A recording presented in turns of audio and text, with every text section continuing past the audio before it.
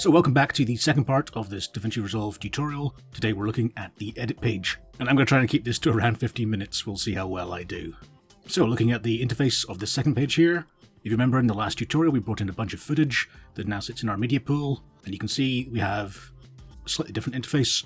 This viewer here is for things in the media pool. If you double click on them, they appear here. Basically, you select the portions of things you want to bring into your timeline. This second viewer here is the actual timeline, and of course the timeline is represented below there as well. So let's crack on and actually make something. First thing I want is my introduction.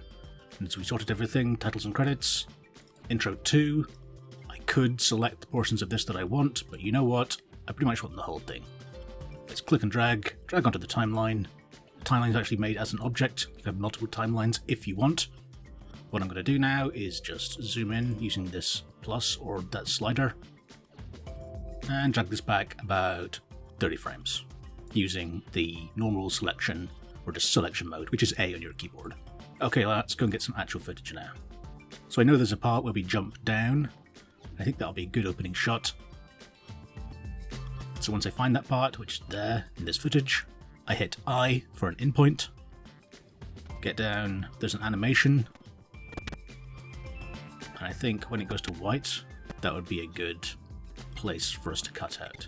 So when you have this window selected, you can actually just use the arrow keys to move forward and backwards individual frames. And there we go. It goes to white there. That's a perfect out point. So I press O for out.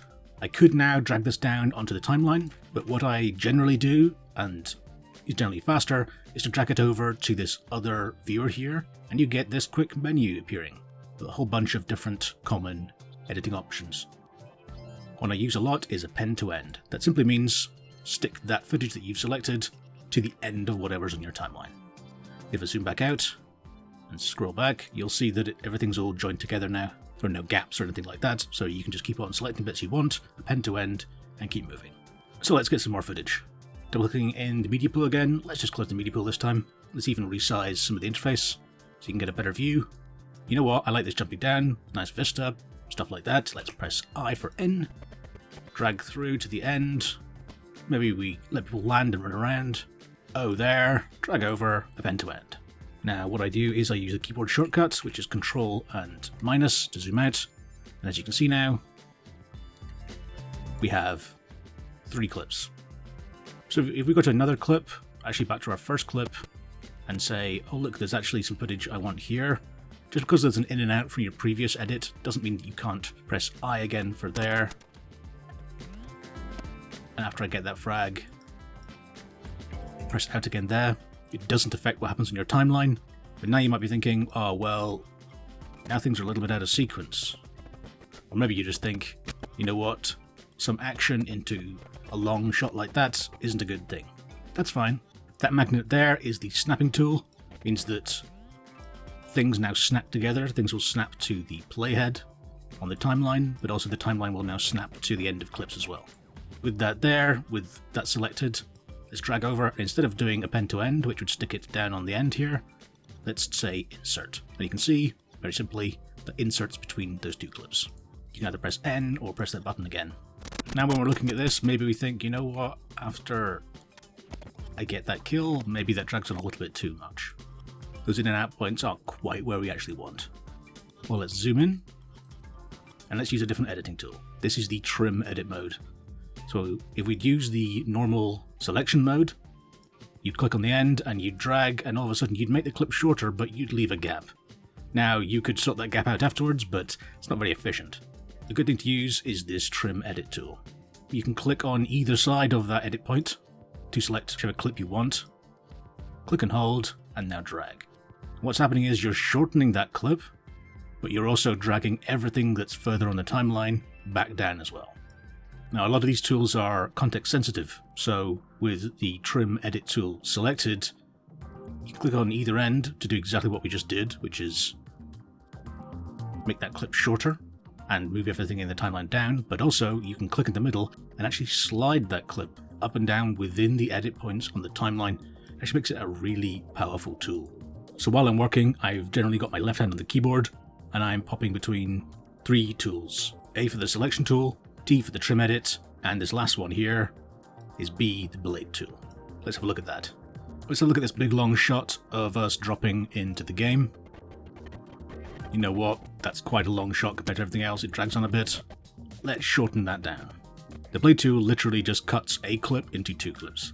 So you pick a point on the timeline to click. Let's just go maybe when we've almost landed there. It's now 2 clips, and we can actually scrub through. You'll notice that there's no actual difference between the 2 sides of that edit, but that's okay. We'll hit T. Let's click on this side of the edit point here with our trim tool T. Drag down, and now what we've got is the start of that harsh cut into the landing. But we've got some harsh cuts there. Everything is just popping into the next clip. Let's have a look at some ways that we can actually transition a little bit smoother. And in fact, yes, they're called transitions. You click on an edit point, not either side of the edit point, but the actual edit point itself, and then right click. You have an option for some standard cross dissolves. Now, the default here is obviously cross dissolve, but you can change that default as well. But it's what I use most of the time. And as this is a 60 frames a second project, we know that a 30 frame cross dissolve is going to be, half a second. Zoom in, and if I just scrub through slowly, you can see that those clips now blend together. And if I just play it at normal speed, you can see that's a much smoother transition. We go over to the next clip, which is the 2 parts of the dropping in. Let's do 60 frames instead. That's now a very nice smooth edit. One thing we haven't really talked about is the inspector. If you click on a clip, I just use the normal selection tool, hit the inspector, you get all details about that particular thing that you have selected. So, zooming in, even position X and Y, you can actually keyframe some of these as well. What we're going to do is we're going to click on the transition, and this gives you a whole bunch of different options. So the cross dissolve is the standard, but there are a whole bunch of things like additive dissolve, center wipes, clock wipes, edge wipes, lots of different things. Let's get a little bit Star Warsy. Let's go for a clock wipe. I'd say normally use these sparingly. They tend to look a little bit cheesy, a little bit PowerPointy, but you can get away with using them for maybe like title transitions and things like that. So now it wipes in rather than smoothly doing that. There's also a whole bunch of things like if you want to feather between the edges of things rather than having it be harsh. There you go. There's all different options and things there to pick the style of how you want clips to transition in your timeline. So let's add a few more transitions. Let's add one between there and there. One between there and my logo. So I say this transition here, because it goes to white. I think rather than using a cross dissolve, let's use a dipped color. So instead of just transitioning between one clip and the other, it actually goes to a solid color. And you can pick that color there. Because that already goes to white there, let's just leave it set at white. And you'll notice that's quite a nice transition between the two. You can see how you can build up a project quite easily now. Just keep on going back to the media pool, keep on grabbing parts of the clips that you want, get them onto the timeline in whatever manner you want. You can drag them, you can use that separate little side menu that pops up here. But now let's do something slightly different. Let's go and deal with some audio. So I click on audio in the media pool, click on VO, for me is voiceover. And this is obviously from my original voiceover for this game review that I did.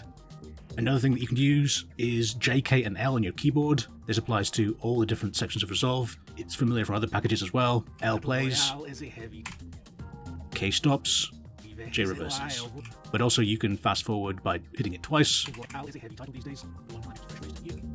It's a good way of quickly hopping through clips. But what we want is pretty much the whole thing, I think. Let's set an in point there, just at the start of when I start talking, and let's just drag the whole thing down onto the timeline. If we just drag it below what's existing, you'll get another audio channel. And now if we play the timeline, you'll get both the game audio and me talking. Battle Royale is a heavy title these days, as you can hear. Let's add a bit of background music in there as well. Double click on Shibuya, which is our song that we got from the YouTube media library. Let's just close that media pool because we don't really need that now. You can hear it starts off quite soft, and then the beat kind of drops here. So it's probably going to be nice if the beat drops roughly when I start talking. So let's just put the playhead roughly when the beat is. Let's press I for in. Let's drag that down and line that roughly to where I start talking. In actual fact, let's just resize some of this here so you can see a bit more. This adjusts the actual timeline things. Here you can adjust like video track height and audio track height. But so you can see these waveforms a bit better. And with our selection tool, let's just drag this clip, and we know that we've got extra at the start because that's the softer part of the song. So that song now is going to start really quite loud and just pop straight in. What we want is a kind of slow ramp up in volume, and every clip on the timeline here, you'll see these small handles in the top corners. So if we click and drag that in, that will ramp up the sound. So that's a quick, easy way of setting up kind of ramps for sound or video or whatever you want to do. So let's now listen to that. Okay. Wow. Okay, so you can even see from the audio waveforms here, that looks a lot louder than my actual talking, which is also, at times, about the same loudness as the actual game footage at the top here. So how are we going to do that? Well, like we said before, we could open the inspector, click on each one, click on audio, and then adjust the volume for each one, but that's not a very efficient way of working. Let's close the inspector. What we're going to open instead is the mixer at the top here. Now, just click and drag the side of it if you can't see all the different channels. So what you have is audio channel 1, 2, and 3, which is audio channel 1, 2, and 3 here, and also the main one, which is everything combined. So if you play again, you can see that audio channel 3 is getting right up into the red, audio channel 2 is kind of in that yellow, and audio channel 1, because it's quite a quiet bit, is kind of somewhere at the bottom. So first of all, how loud should it be? Well, audio channel 2 was kind of in that yellow area. And if we click on S there, which means solo, so we'll only hear this audio, we can click on S over on the mixer here as well, and play. These days. At one time it was fresh-faced and new, and now it's kind of in that yellow area, which is about where it should be. The music, which will now solo on its own, is far too loud though. So what we're going to do is we're going to play the music back, and we're just going to drag this fader here down until it's at a more manageable level.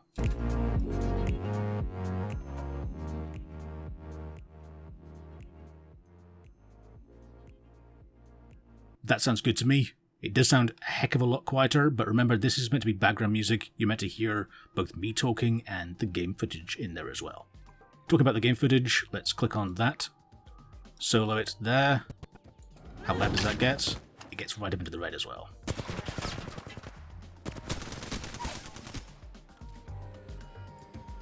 Now it doesn't always get up that high, but that sounds about right. Let's turn off the solos again, and then go back to the start, and listen to how that sounds now. Battle Royale is a heavy title these days. At one time it was fresh-faced and new, and now, like everyone, it has baggage. That sounds pretty good, levels are pretty good. I'm happy with the rough balance of that. You can go into this much more detail in the Fairlight page, but coming onto the edit page to have things roughly in proportion to each other is a good idea. Let's just reopen the media pool and see what else we've got to do. Oh yes, of course. We have a little lower third that I use as a sort of, hey, subscribe to me. We can just put that on the timeline somewhere as well. Let's just grab the whole thing, place it as another video layer. This clip actually comes with what's known as an alpha channel, so it's been rendered with the background as transparent. So if I now drag over here, you can see that the background of that there is completely transparent. And as you'll notice, it actually stops right as the text appears. We could do with a few more frames of that. What I'm going to do is just right click, change clip speed, select freeze frame. What that actually does is give us a single frame from that footage that we can now drag handles out to make that a little bit longer. And then maybe as the transition of the clip happens there, maybe it fades out as well. So let's just grab the handle at the corner and then that'll fade out. Now let's just check quickly how that's looking. It carries the weight of hundreds of pretenders to the throne. That looks pretty good. So that was a quick kind of going over the kind of work loops that I do inside of Resolve to build up my project. Basically, you can carry on just going now, adding more clips, adding more layers to things. You can carry on building this up to 10, 12 minutes if you wanted. The next tutorial will not be on Fusion, it'll be on the Deliver page, mainly because Fusion, Color, and Fairlight, they're kind of optional steps, you don't have to go through those, but Deliver is all about getting your project saved out, ready to upload to YouTube or another platform. So thank you for watching this. If you did enjoy it, please leave some feedback, a thumb up, hit sub, leave a comment if you have any good feedback from me. I really appreciate it all. Thank you so much for watching the video, and I'll see you next time. Take care.